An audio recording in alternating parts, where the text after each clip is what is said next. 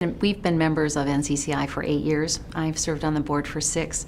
I got involved with NCCI when a consultant who was working with us on a strategic planning process said, "You know about NCCI, don't you?" And I said, "No." So I attended the first conference and I met so many wonderful people who were able to share with me my passion for change in higher education, for continuous improvement, and I realized that this was an organization we needed to be part of.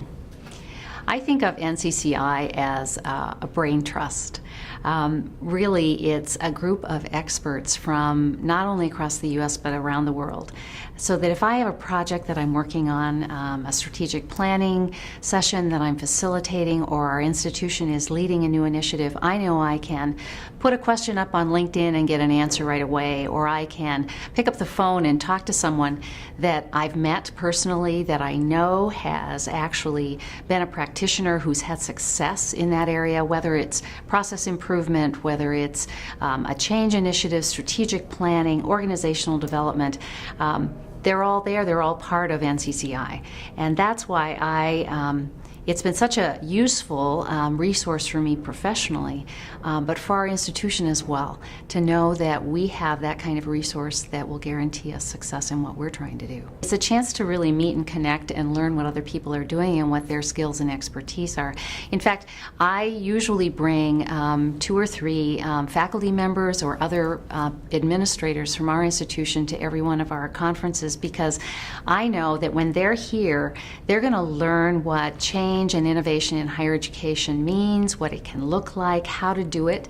And over the years, over the 8 years that we've been members, I've been able to build a cadre of change leaders on our campus because they've been part of these annual meetings and these conferences. It's been tremendously useful for our university. We have a very successful strategic planning process that's ongoing that we were able to implement, and so many of the things that we use to engage our campus in that planning process has been what we've learned through NCCI.